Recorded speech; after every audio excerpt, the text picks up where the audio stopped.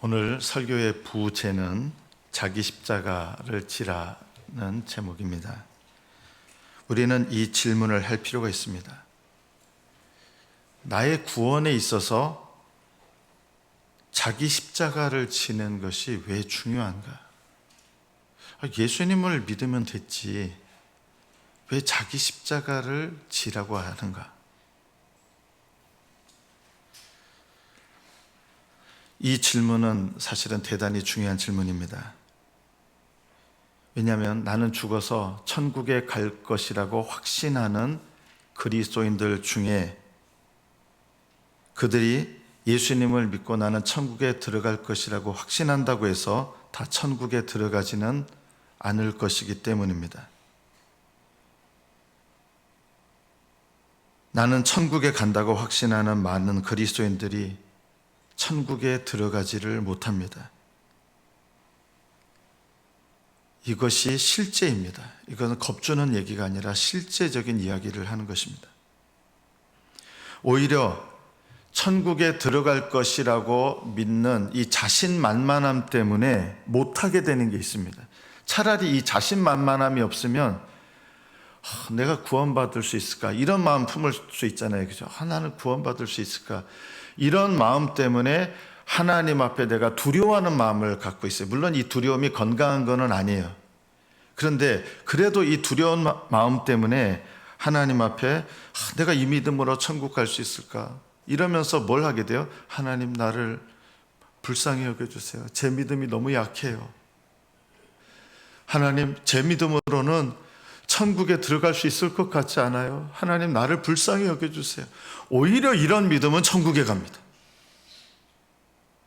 왜냐하면 주님께서 불쌍히 여겨주셔서 그 믿음이 천국 들어가기에 합당한 믿음이 되지 못할지라도 자신의 부족함을 깨닫고 불쌍히 여겨달라는 그 마음을 보시고 그 사람의 연약한 믿음에도 불구하고 그 사람을 그 믿음, 그 연약한 마음, 주님 앞에 불쌍히 여겨달라고 부르짖는 그 믿음을 오히려 구원받는 믿음으로 여겨주시기 때문에 천국에 들어가게 됩니다.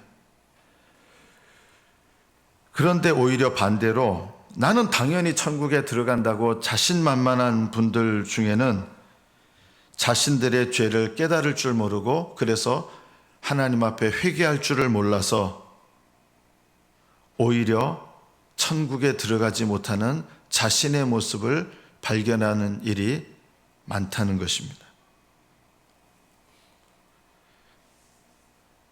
오히려 구원의 확신이 없어서 불쌍히 여겨주세요. 하나님 앞에 간절히 부르짖는 사람은 불쌍히 여김을 받아 천국에 들어갑니다. 반대로 자신만만하면서 회개할 줄 모르는 사람은 오히려 그 상태가 더 위험한 상태라는 것을 알아야 됩니다. 십자가에서 구원받은 강도는 좁은 길을 걸었기 때문에 구원받은 사람이 아닙니다.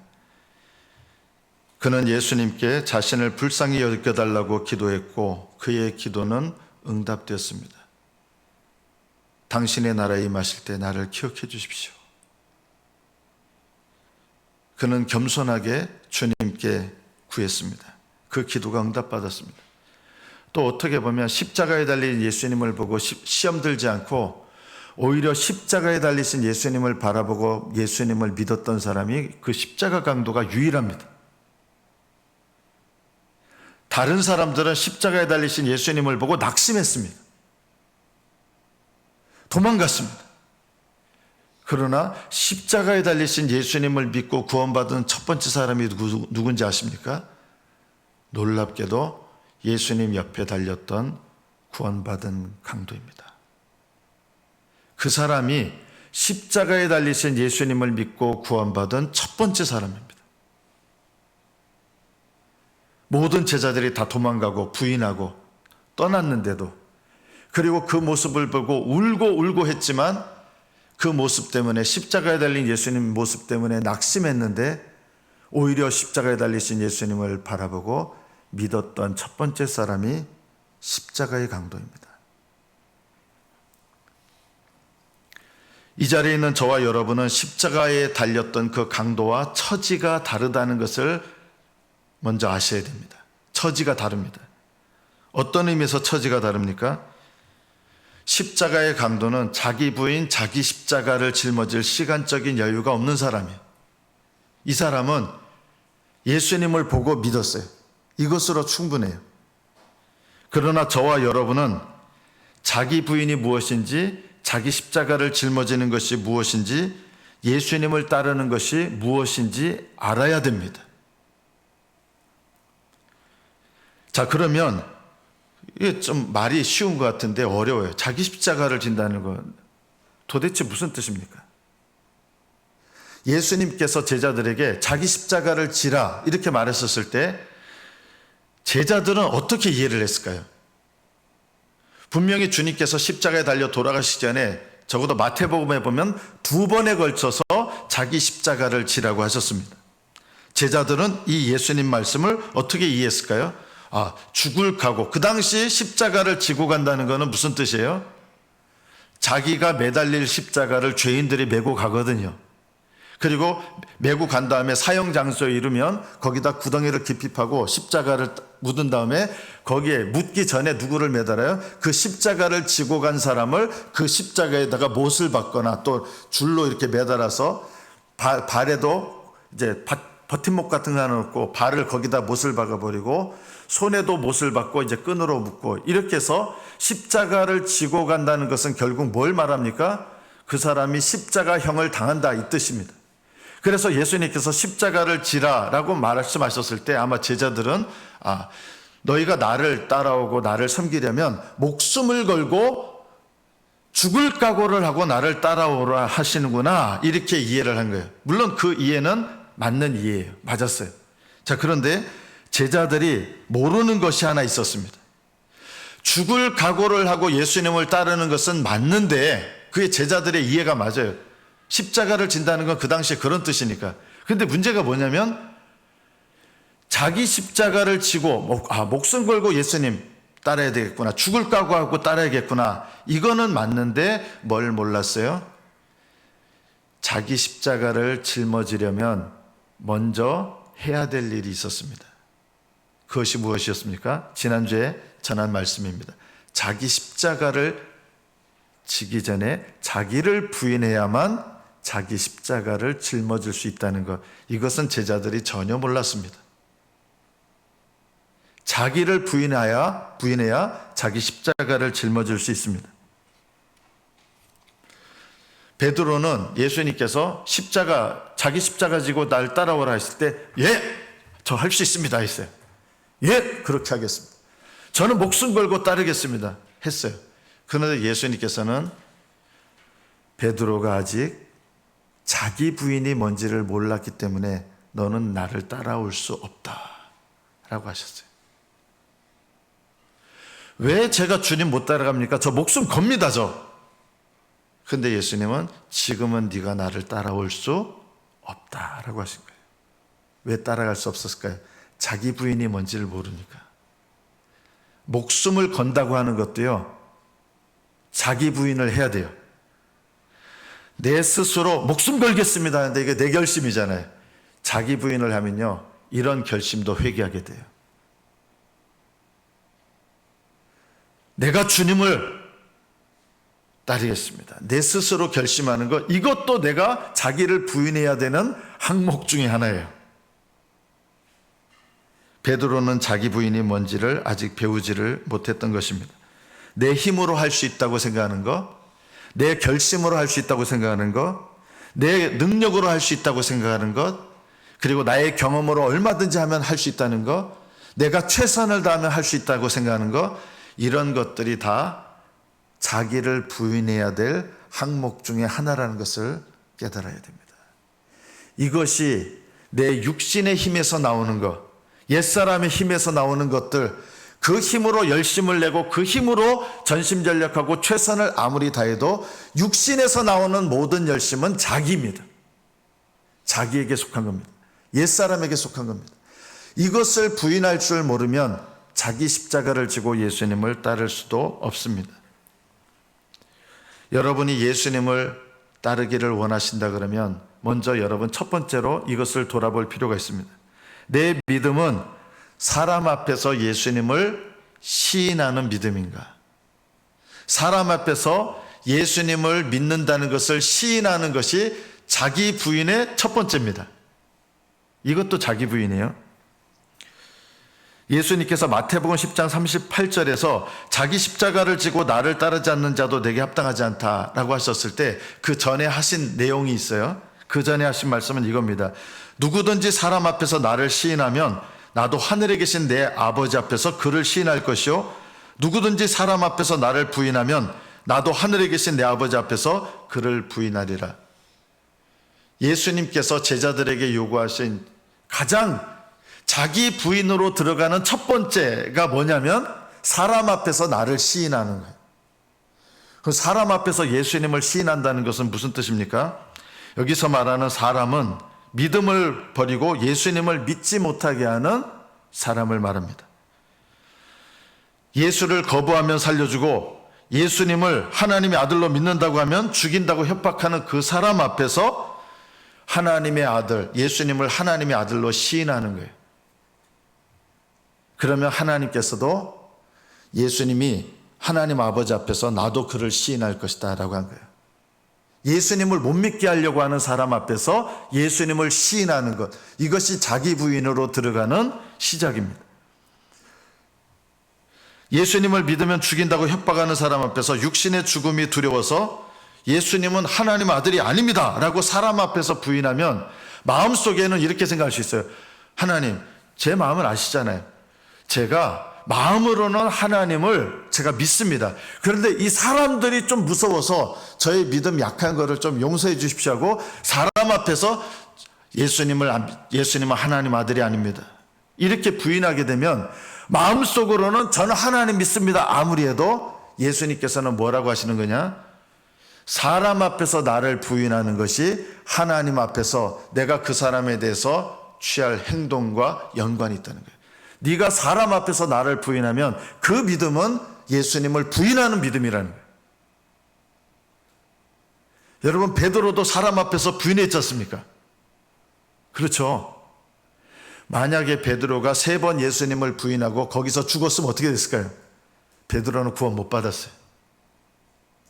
그런데 예수님께서 부활하셔서 그 베드로를 다시 찾아오신 거예요. 그래서 그 베드로가 자신의 그것을 회개해요. 주님께서 너 잘못했지 이렇게 하신 게 아니라 네가 나를 사랑하느냐 3번 물으시면서 베드로는 자신이 예수님을 부인했던 거 생각났을 거예요.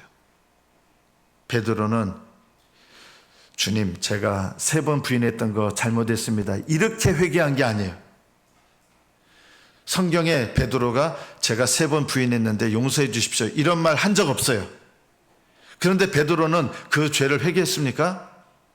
회개했습니다. 언제요? 예수님께서 네가 나를 사랑하느냐 3번 물으실 때 베드로는 회개했어요.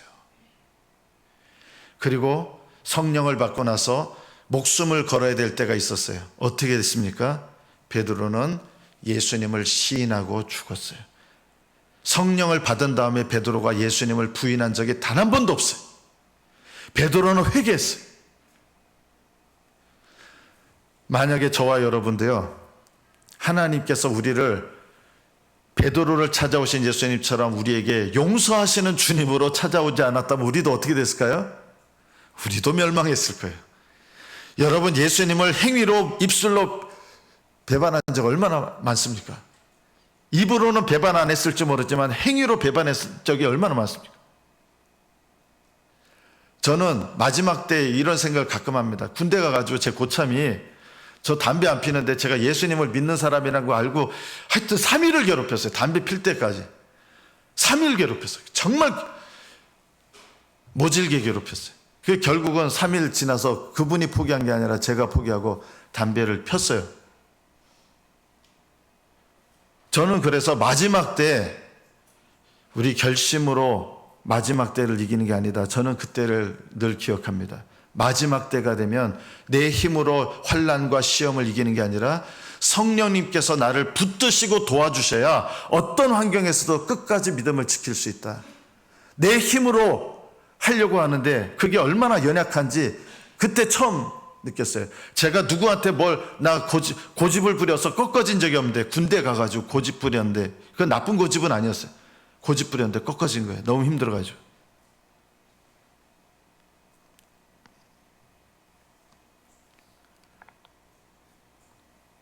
예수님을 참되게 믿는 믿음은 반드시 사람 앞에서 시인해야 되는 상황을 맞이하게 됩니다.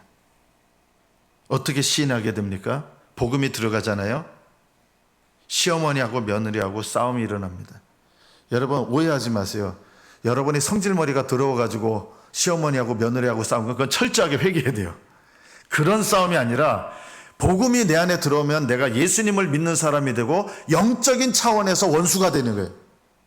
그냥 서로 인간적으로 싸워서 원수가 되는 게 아니라 영적인 원수가 되는 거예요. 이 영적인 원수가 돼서 불화가 생겨요. 화평하지 않아요. 영적 원수 관계이기 때문에. 그래서 영적 원수 관계가 되면 서로 싸워야 됩니까? 그거는요 불신앙이에요.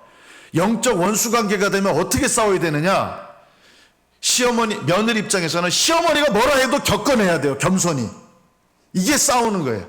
시어머니 입장에서는 며느리가 얼굴 보기만 해도 속이 뒤틀리고 이래도요, 그 며느리를 받아주는 것이 영적 싸움을 하는 거예요. 서로 싸우는 게 싸움이 아니라 영적 싸움을 하는 거예요. 이게 사람 앞에서 예수님을 시인하는 거예요. 인정하는 거예요. 마태복음 10장 37절에 보면 자기 십자가 지고 따라오라는데 아버지나 어머니를 나보다 더 사랑하는 자는, 부모님을 사랑하지 않는 분들은 이런 말씀이 이해가 안 될 거예요. 아버지와 어머니를 너무 사랑하는 거예요. 제일 사랑하는 거예요. 그런데 아버지와 어머니를 나보다 더 사랑하는 자는 내게 합당하지 않고 아들이나 딸을 나보다 더 사랑하는 자도 내게 합당하지 아니하니라. 여러분이 자식을 사랑하는 것보다 누굴 더 사랑하셔야 돼요? 예수님을 더 사랑하셔야 돼요. 이게 예수님을 믿는 거예요. 예수님을 사랑하는데 여러분 자식이나 아들이나 딸을 더 사랑해요. 그건 예수님 사랑하는 거 아니에요? 사랑하는 거예요, 아니에요? 사랑하는 게 아니에요. 왜냐하면 예수님을 사랑한다고 하는 것은 항상 넘버원이 돼야 돼요. 가장 사랑하는 대상이 돼야 돼요. 그래서 예수님을 사랑하면 여러분 가족을 어떻게 하게 돼 있어요? 미워하게 돼 있어요. 미워한다는 말도 오해하지 마세요. 미워한다는 말은 사랑하지 않는다는 뜻이 아니라 예수님을 사랑하는 그 사랑에 비교했을 때 상대적으로 덜 사랑하는 거, 이게 미워하는 거예요. 가족들 미워하시면 안 돼요. 예수님보다 더 사랑하시면 안 돼요.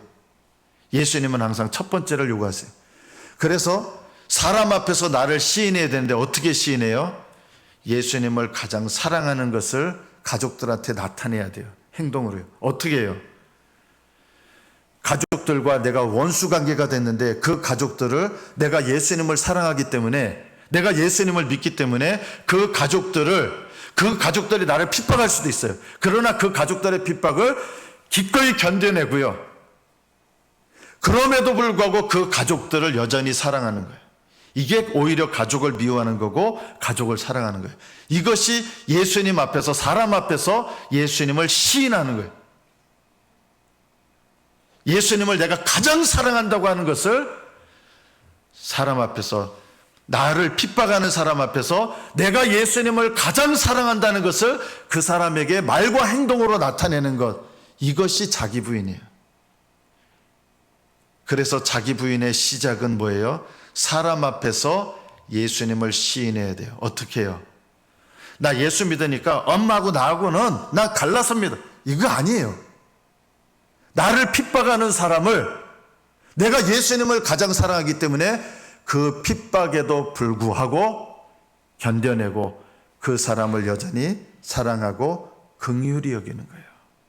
이게 예수님을 시인하는 거예요. 이게 자기를 부인하는 거예요. 왜 자기를 부인하는 거예요? 예수님을 두 번째에다가 놓으려고 하는 자기, 이거를 버리는 게 자기 부인이에요. 예수님을 두 번째, 세 번째에다 놓는 게 아니라 예수님이 내 인생의 첫 번째예요. 내가 가장 사랑하는 그 어떤 것보다도 예수님이 첫 번째가 되는 거예요. 이게 자기 부인의 시작이에요. 예수님은 내 인생의 첫 번째. 내 목숨보다도 중요해요. 돈 중요하죠, 돈. 여러분은 돈을 더 사랑하십니까? 예수님을 더 사랑하십니까? 예수님을 더 사랑하는 것. 기꺼이 예수님을 위해서 두 번째, 세 번째는 잃어버릴 수도 있어야 돼요. 이것이 예수님을 사랑하는 거예요. 자기 아버지나 어머니, 자기 가족을 나보다 더 사랑하는 자는 나에게 합당하지 않다. 그래서 자기 부인의 첫 번째 시작은 예수님이 내 인생의 첫 번째인가, 이겁니다. 예수님은 여러분에게 두 번째입니까? 첫 번째입니까? 예수님이 여러분의 인생의 첫 번째인 증거가 이겁니다. 예수님을 덜 사랑한 것 때문에 늘 내 마음에 근심이 일어나요. 돈을 사랑하는 사람은요, 돈 걱정 많이 하죠. 돈을 사랑하는 사람은 돈 걱정 많이 합니다. 예수님을 사랑하는 사람은 늘 내 마음속에 누구 때문에 염려가 많이 일어나요? 예수님 때문에 염려가 많이 해요. 세상 염려가 아니라 내가 주님을 더 사랑하지 못한 것 때문에 염려가 생기고, 내가 주님께 더 순종하지 못하는 것 때문에 염려가 생겨요. 내 믿음은 자기를 부인하는 믿음인가? 자기 부인의 두 번째 차원, 이것이 많은 그리스도인들에게 잘 안 보입니다. 첫 번째 차원은 어떻게 보면 보여요. 예수님이 첫 번째인가? 자기 부인의 두 번째 차원이 뭐냐면요, 나의 옛사람, 거듭나기 전에 옛사람, 또는 육신이라고도 하죠. 육신에서 나오는 모든 것들이 바로 자기입니다. 그래서 자기 의의를 가지게 됩니다. 내가 의롭다고 생각하고 자기 의의를 가집니다. 내가 남들보다 더 의롭다고 생각합니다. 내 힘을 과신합니다. 나 얼마든지 할 수 있어. 자기 힘을 과신하는 거예요. 영적으로 교만해요. 자만심을 가져요. 심지어 하나님을 의지하지 않는데 자신감을 가져요. 이것도 자기예요. 하나님을 의지하지 않으면서 스스로 자신감을 갖는 것. 내 스스로 계획하고 내 스스로 내 뜻대로 해요. 이게 다 자기에게서 나오는 거예요. 이게 부인해야 될 것들이에요. 내 능력을 의지하는 것, 내 경험을 의지하는 것. 우리는 이 자기에게서 나오는 것들이 굉장히 많아요. 내가 남들보다 더 올바르다고 생각하기 때문에 나보다 올바르지 못한 사람을 비판하고 판단하기 시작하죠. 이게 쉽지 않아요. 정치인들을 막 비난하고, 또는 타락한 다른 종교인들 비난하고, 다른 기독교인들 비난하고, 요즘 예수 믿는 사람들 하면서 다른 예수 믿는 사람들 비난하고, 이게요, 자기 부인을 하지 않는 사람에게서 나오는 마음의 태도예요. 자기 부인을 하는 사람은 남의 죄에 대해서 비판하고 판단하고 하는 게 아니라 누구 죄가 중요해요? 내 육신에서 나오는 나의 죄가 중요한 거예요. 그런데 이 죄가 안 보여요. 그래서 자기 부인을 잘 못하는 거예요. 내 육신에서 나오는 죄가 눈에 안 보이는 거예요. 이게 죄라는 게 안 보여요. 베드로가 예수님께 물어봤습니다. 주여, 어디로 가십니까? 그러자 예수님께서 내가 가는 곳에 네가 지금은 따라올 수 없다. 나중에는 따라올 것이다. 그러자 베드로가, 아니 주님, 지금은 어찌하여 제가 따를 수 없습니까? 저 지금 따를 수 있습니다. 제 목숨을 버리겠습니다. 주님을 따르기 위해서. 여러분, 이게 뭐예요? 보통 세상 사람들은 훌륭하다 이렇게 했을 거예요. 그런데 이게 바로 자기예요. 제가 왜 지금 못 따릅니까? 제가 목숨을 걸고 주님 따르겠습니다. 이게 자기예요. 이게 죄예요.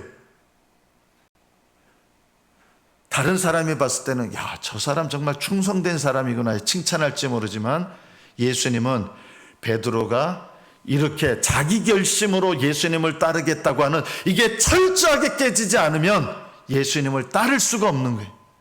내 힘으로 예수님을 따르겠다고 하는 게 깨지지 않으면 예수님을 못 따라요. 내가 의롭다고 생각하는 게 깨지지 않으면 예수님의 의를 받아들일 수가 없어요. 내가 남들보다 더 올바르다는 생각이 깨어지지 않으면 다른 사람을 도울 수 있는 사람이 되지를 못해요. 우리가 얼마나 요즘 기독교인들 말이야 이런 얘기도 할 필요 없어요. 나는 그런 기독교인들 아닙니까? 요즘 교회가 썩었습니다. 나는 그 썩은 교회 일부 아닙니까?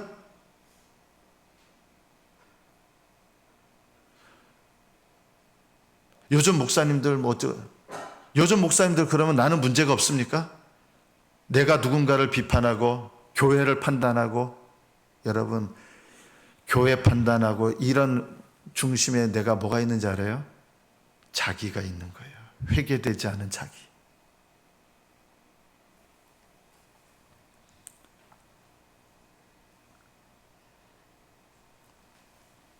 자기 십자가를 지고 예수님을 따르려면 나의 자신감이 꺾어져야 됩니다.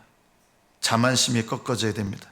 내가 의롭다고 옳다고 생각하는, 다른 사람보다 내가 옳다고 생각하는 사람은 예수님의 의를 받아들일 수 없습니다. 제일 심각한 것 중에 하나가 이겁니다. 예수님의 의를 받아들여야 되는데 받아들였다고 생각했는데 예수님의 의가 없어요. 나는 예수님의 의를 받아들였습니다. 안 받아들였어요. 왜요? 내 의가 있는 사람은 예수님의 의를 받아들일 수가 없어요. 내가 남들보다 신앙생활 잘하고 있습니다. 천만에요. 하나님 앞에 바른 믿음을 가진 사람은 내가 남들하고 비교하지 않아요. 하나님 앞에 내가 신앙생활하는 내 모습을 보고 깨닫고 회개하게 돼 있어요. 그래서 자기를 부인하는 사람의 신앙생활 속에서는 뭐가 있어요? 회개생활이 날마다 끊이지가 않는 거예요. 회개하게 돼요. 저는 지금까지 양심껏 살아왔습니다. 이것 때문에 하나님의 의로우심을 받아들이기가 어렵습니다. 저는 누가 뭐래도 지금까지 떳떳하게 살아왔습니다. 그 떳떳하게 살아온 것 때문에 예수님의 구원의 의를 못 받아들입니다. 여러분, 이것이 얼마나 위험한 것인지 아십니까? 베드로는 제가 목숨 걸고 따르겠습니다, 이 자신감 때문에 예수님을 따르지를 못했습니다. 예수님을 따르는 것은 자신감으로 따르는 게 아니라, 내가 결심해서 목숨 걸고 예수님 따르는 게 아니라 내가 죽어져야 예수님을 따르는 거예요. 자기가 부인되어 비로소 예수님을 따를 수 있는 거예요. 그래서 예수님께서 너는 지금 나를 따를 수 없다 하신 거예요. 나중에는 따라올 것이다. 왜 나중에는 따라올 수 있어요? 자기가 완전히 죽었어요. 자신감이 완전히 죽었어요. 예수님께서 십자가에 달리시기 전에 말씀하시니까 다른 사람은 다 버려도 저는 따릅니다 한 거예요. 다른 사람은 버려도 저는 아닙니다. 여러분, 이런 다른 사람보다 저는, 이런 자신감도 꺾어져야 돼요. 예수님이 부활하신 다음에 베드로에게 오셨을 때, 베드로야, 네가 이 사람들보다 나를 더 사랑하느냐 했을 때 베드로가 예, 그 사람들보다 더 사랑해. 한 번도 그런 얘기 안 해요. 그런 얘기 나올 수가 없는 거예요. 다만 뭐만 얘기해요? 주님 사랑합니다. 두 번째 물으신 거예요. 베드로야, 이 사람들보다 네가 나를 더 사랑하느냐? 예, 이 사람들보다 더 사랑합니다. 그런 얘기 아예 하지 않아요. 다만 주님 사랑합니다. 베드로가 자기의 죄를 깨닫고 자기의 육신에서 나오는 그 모든 것들이 얼마나 소용없고 얼마나 하찮고, 내가 죽을 결심하고 예수님 따르겠다고 하는 그 결심조차도 얼마나 주님을 따르는 일에 아무것도 아닌지를 비로소 깨달았을 때 베드로는 주님을 따를 준비가 된 것입니다. 바울은 날마다 죽노라 했어요. 베드로는 성령 받기 전에 제가 할 수 있습니다 했는데 그게 다 죽었죠. 바울은 날마다 죽노라 했어요. 이것은 신앙입니다. 성령의 능력으로 사는 사람은 날마다 자기 부인을 배우고 십자가를 지고 비로소 예수님을 따르는 것을 실행할 수 있습니다. 이것이 신앙입니다. 이것이 바른 믿음입니다. 교회를 오랫동안 다녔는데, 그리고 교회에서 봉사를 열심히 해왔는데, 기도 생활을 열심히 해왔는데, 남들에게 어떤 특별한 죄를 범하거나 하지 않았습니다. 인생을 열심히 성실하게 살아왔습니다. 교회에서 중요한 직책을 맡았습니다. 심지어 하나님 말씀을 전하는 목사가 되었습니다. 그러나 정작 주님과 동행하는 신앙생활을 알지 못하는 그리스도인들이 많은 것입니다. 왜 주님과 동행하지 못합니까? 자기 부인을 알지 못하기 때문입니다. 자기 부인을 하지 않으면 자기 십자가를 질 수 없고, 자기 십자가를 지지 않으면 예수님과 동행할 수 없기 때문입니다. 자기 십자가란 예수님의 주되심을 인정하고 주님께서 어디로 가시든지 내 육신의 힘으로, 내 옛사람의 힘으로 하는 것이 아니라 성령님만을 의지하고 십자가의 은혜만을 의지하고 오직 겸손한 마음으로 나와 함께 하시는 성령님의 능력을 힘입어 주님을 따르고 섬기는 사람입니다. 우리가 마지막 세 번째 질문, 이 질문을 해야 됩니다. 내 믿음은 자기 십자가를 지고 따르는 믿음인가? 저는 참 두려운 마음으로 말씀을 드리겠습니다. 예수님을 영접하기만 하면 구원받는다는 말은 오늘날 많은 그리스도인들을 속이는 사기에 해당하는 말입니다.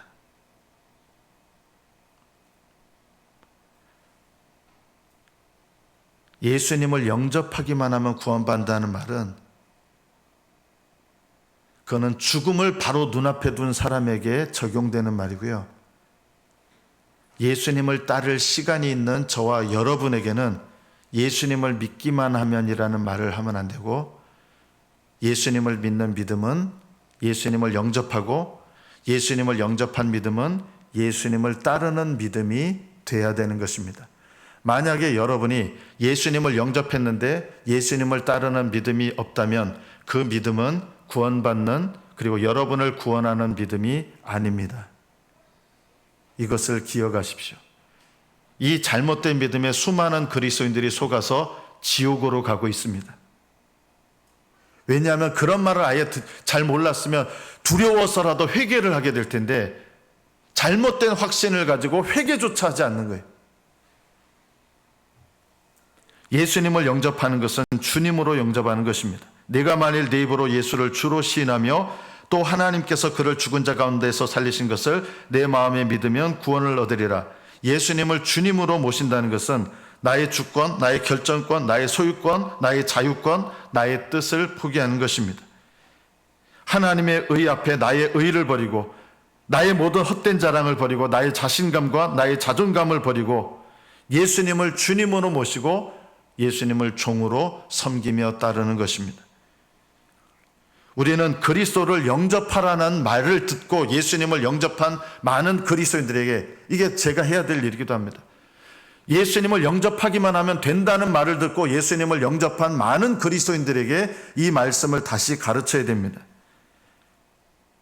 예수님을 영접한다는 뜻이 뭔지를 오해하고 있기 때문입니다. 예수님을 영접한다는 뜻은 예수님을 주님으로 따르는 것을 포함하는 것입니다. 그래서 예수님을 영접했다 하면서 주님을 따르지 않는 믿음은, 그 믿음은 구원하는 믿음이 아닌 것입니다. 예수님을 모를 때는 예수님이 누구신지 믿고 영접하는 게 믿음입니다. 그러나 예수님을 영접한 다음에는 예수님을 따르는 것이 믿음입니다. 예수님을 따르는 것은 구원에 이르는 믿음 그 자체라는 것을 알아야 됩니다. 믿음에다 뭘 첨가하는 게 아닙니다. 자기 부인하는 것도 예수님을 믿는 믿음 그 자체입니다.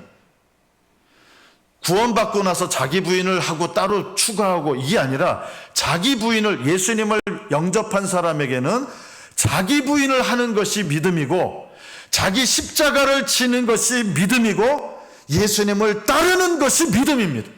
다른 게 아니에요. 뭔가를 추가하는 게 아니에요.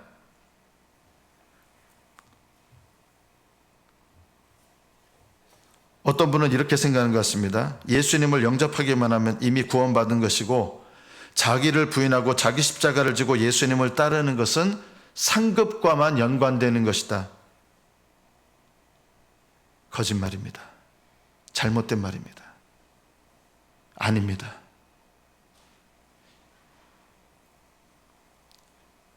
자기를 부인하고 자기 십자가를 지고 예수님을 따르는 것은 구원에 이르는 믿음과는 상관없다고 가르치시는 분들이 있습니다. 그렇지 않습니다.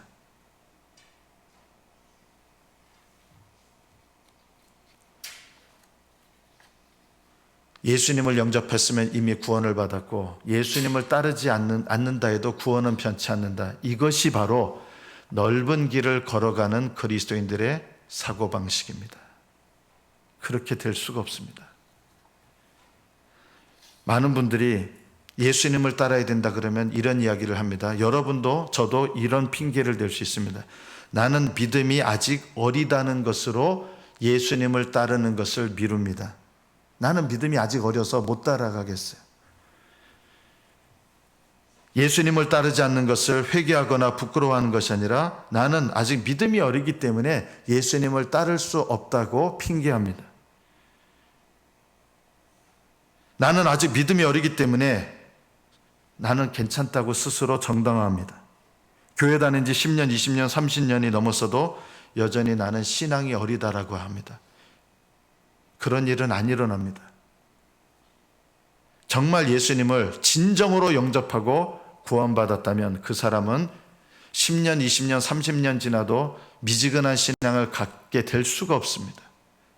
왜냐하면 성령님께서 그 안에 계시기 때문에 예수님을 진정으로 영접한 사람은 성령님께서 그 사람을 일깨우시고 이끌어 가시게 돼 있습니다. 성령을 따라 살지 않으면서 자기를 부인하고 날마다 자기 십자가를 지고 예수님을 따르지 않으면서 나는 그래도 구원은 확실하다고 생각하는 잘못된 구원의 확신을 가지고 살아가는 그리스도인들이 너무나 많습니다.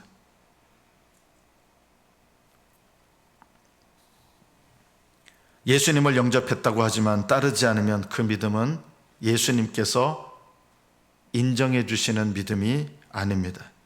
그것은 하나님께로부터 나온 구원에 속한 믿음이 아닙니다.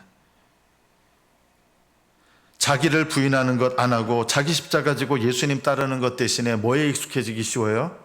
그냥 교회 생활에 익숙해지기 쉬워요. 여러분, 교회 생활에 익숙해지는 것이 예수님을 따르는 것은 아닐 수 있습니다. 얼마든지 아닐 수 있습니다. 저는 여러분에게 마지막으로 이 질문을 드리고 싶습니다. 자기를 부인하고 자기 십자가를 지고 예수님을 따르는 것은 모든 신자들에게 주시는 명령입니까? 아니면 믿음이 좋은 신자들, 또 사명을 맡은 자들에게 주시는 명령입니까? 모든 신자들에게 주시는 명령입니다. 잘못된 구원의 확신을 갖는 사람은 좁은 문을 발견하지 못합니다. 그리고 좁은 문을 찾으려고도 하지 않습니다. 넓은 길을 걸어가고 있는데 자신이 좁은 길을 걸어가고 있다고 착각하기 때문에 좁은 문이신 예수님을 찾으려 하지 않습니다. 너무나 자신만만하고 화평한 것이 아니라 태평합니다. 태평과 화평은 정반대 말입니다. 넓은 길을 걸어가는 사람들은 두려워하지 않습니다. 태평합니다. 좁은 길을 걸어가는 사람은 화평합니다. 주님과 친밀한 관계 속에서 주님과 동행하는 것을 압니다. 이 중에 여러분들 중에 어느 누구도 지옥에 가기를 원하시는 분은 단 한 명도 없을 겁니다. 저도 그렇습니다. 저도 지옥 가기 싫습니다. 어느 누구도, 어느 그리스도인도 자신이 지옥에 가기를 원하는 그리스도인은 단 한 명도 없습니다. 그럼에도 상대적으로 더 많은 그리스도인들이 지옥에 가고 있습니다. 그들의 공통점은 자기를 부인하고 자기 십자가를 지고 예수님을 따르라는 이 명령에 대해서 별로 관심이 없다는 것입니다. 그냥 교회 생활에 익숙합니다. 무엇보다도 하나님 앞에 내 믿음 상태를 돌아보면서 하나님 나를 불쌍히 여겨주세요, 이런 마음조차 없는 거예요. 왜냐하면 난 구원받았다고 확신하기 때문에. 그래서 오히려 불쌍히 여겨달라고 하는 이 마음이 있으면 주님께서 불쌍히 여기시는데 이것조차 없는 거예요. 그래서 점점 마음이 둔해지고 교회 생활에는 익숙해지고 하나님과의 친밀한 관계는 알지 못하고 주님과 멀어지는 신앙생활 속에서 만족하며 살아가게 됩니다. 말씀을 맺습니다. 잘못된 구원의 확신 때문에 불쌍히 여겨달라는 부르짖음조차 안 하는 것보다 저는 차라리 내 구원 때문에 왔다 갔다 하고 두렵고 그래서 하나님 저 믿음이 너무 약합니다. 저를 불쌍히 여겨주세요. 차라리 이것이 더 낫다. 저는 잘못된 구원의 확신을 갖고 태평한 것보다 하나님 앞에 내 믿음 돌아보면서 불쌍히 여겨달라고 기도하는 게 더 낫다. 그러나 이것보다 더 나은 것이 무엇입니까? 자기를 부인하고 자기 십자가 지고 예수님과 동행하면서 동행하는 길에서 주님께서 주시는 참된 평강을 누리는 것, 이것이 더 좋은 것입니다. 저는 여러분들이 그리고 저도 이 더 좋은 길로 나아가게 되기를 축복합니다. 하나님께서 여러분에게 자기를 부인하고 자기 십자가를 지고 나를 따라오너라. 여러분 신앙이 좋아져야 할 수 있는 거 아닙니다. 오늘 예수님을 믿은 사람도 할 수 있습니다. 오늘 예수님을 영접한 사람도 자기 부인할 수 있고요.